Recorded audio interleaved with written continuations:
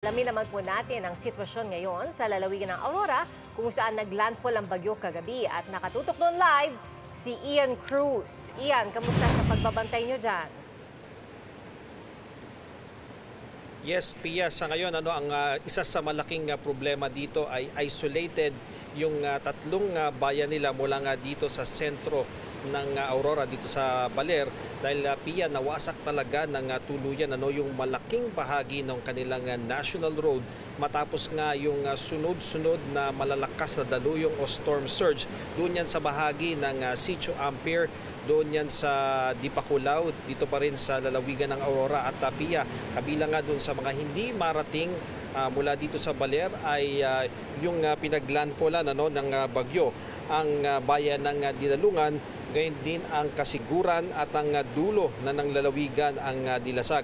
Mahabang stretch din ng bayan ng Dipakulaw ang kasama sa mga isolated areas. Matinding pinsala naman ang tinamo sa coastal area sa barangay Gupa sa bayan pa rin ng Dipakulaw. Nawasak ang mga bahay sa coastal area dahil sa malalakas na alon dulot ng super bagyong Uwan.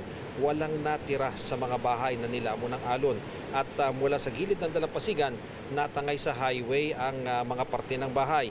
Ipinagpapasalamat na lamang ng mga residente na nakatira roon na lumikas sila bago pa nga ang bagyo at umaasa naman sila ng tulong para agad silang makabangon. At dito naman sa Baler, ilang istruktura ang nasira sa Sabang Beach area.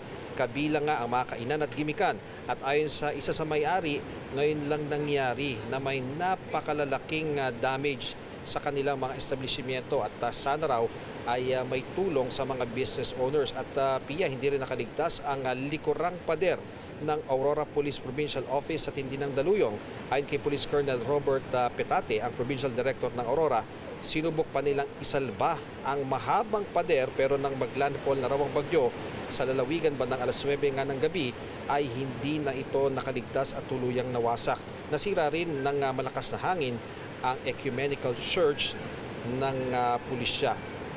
At Pia, doon naman sa Dipakulaw, yung pinuntahan natin na napakahabang stretch doon na nawasak, nakita na natin na may mga taga DPWH na nagdala ng heavy equipment, may backhoe na doon na pumapatag unti-unti doon sa mga nawasak na mga bahagi ng kalsada. Talaga, Pia, pag nakita mo yung kalsada doon, nadurog talaga parang pinaglaruan itong mga malalaking alon dahil pag nakita mo mga malalaking konkreto ito pero napakataas kasi ng naging storm surge kaya talagang umabot doon sa Pampang and syempre pabalik-balik ang paghampas nito kaya walang nagawa yung defense nito sa gilid at tuluyan ngang kinain ng malalaking alon yung stretch na yan. So Pia, ang nakita natin merong mga kababayan tayo doon na naglalakad mula doon sa area ng Dipakulaw na isolate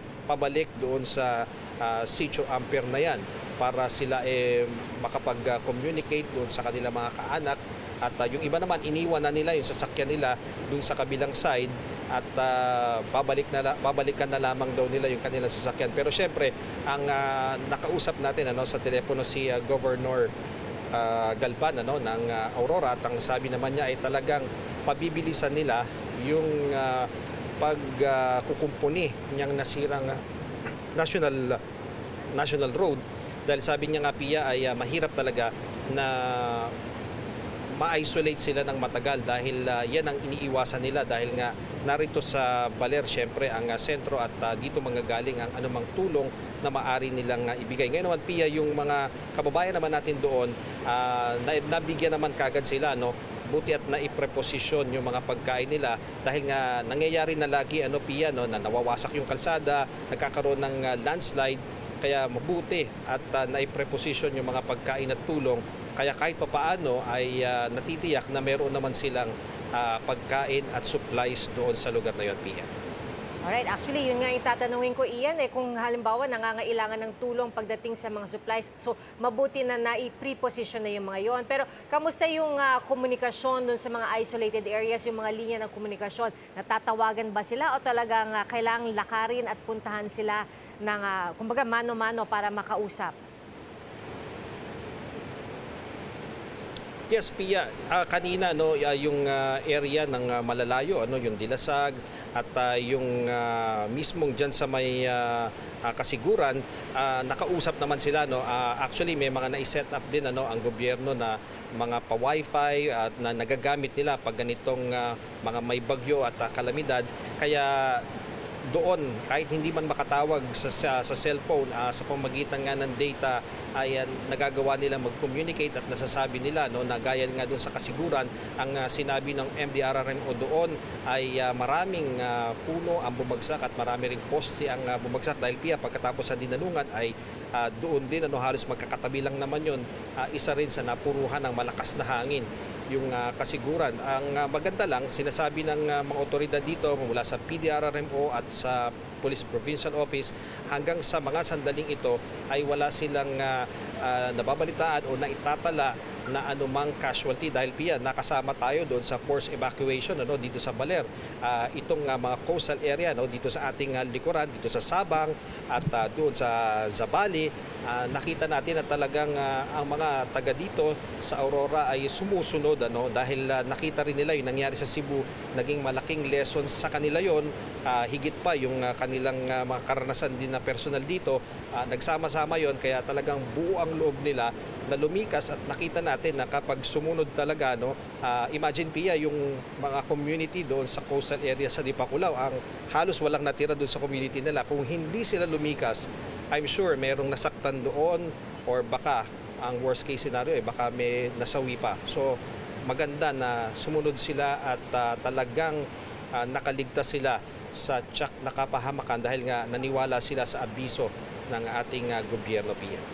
Alright, Ian, panghuli na lamang, kamusta ang lagay ng panahon ngayon dyan? Well, Pia, dito sa Baler sa ngayon, nakikita nyo naman, kahit pa paano ay hindi na umuulan. Pero doon sa Dipakulaw kanina, talagang habang nagkukumpune ang heavy equipment ng DPWH doon sa nasirang kalsada, bumubuhos yung ulan. Mamaya hihinto, panaka-naka yung ulan, pero malalakas pa rin.